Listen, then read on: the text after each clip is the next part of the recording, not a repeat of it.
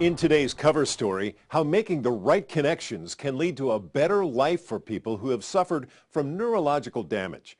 Brain injury and stroke can disrupt the pathways between mind and body, making everyday actions nearly impossible.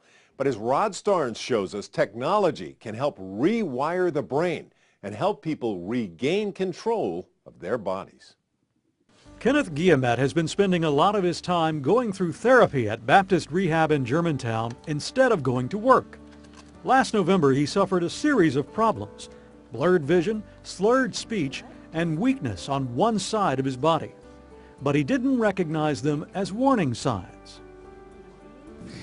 I have diabetes, hypertension, and I knew that these illnesses, if not taken care of properly, could cause a stroke, but I never knew what the signs of a stroke was. See, so that was my fault for not taking it a step further, and if I would have known, then I could have prevented it. On one morning, as all the symptoms seemed to hit at once, he looked at his wife in shock, realizing he couldn't speak at all. She said, "Oh my God." She said, "Come on, sit down." She said, "You're having a stroke." She knew. After a 911 call and a trip to the hospital, it became clear that she was right. Guillemet's entire right side was paralyzed. Since then, he's gone through speech, physical, and occupational therapy. Even though a lot of the work looks like he's working on his body, he knows that's only one part of his recovery.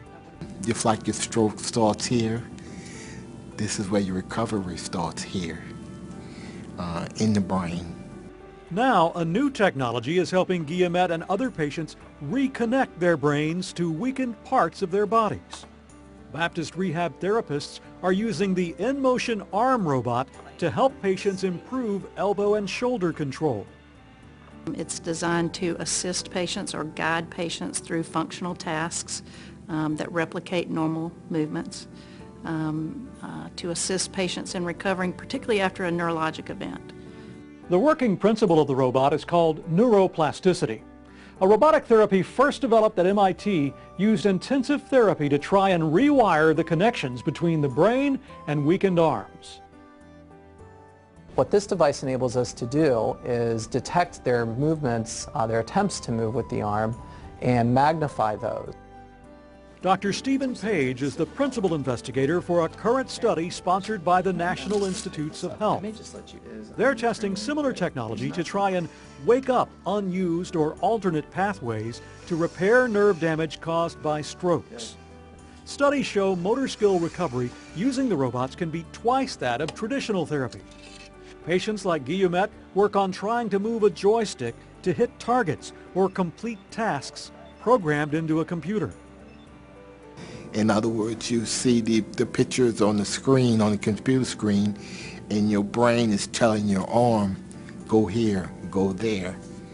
And the inputs that are required are that tasks be intentional, that tasks be meaningful, functional tasks, that patients get very high repetition in challenging movements, either with speed or with resistance. And that by doing that we can get functional recovery. We can get the brain talking to the limb again.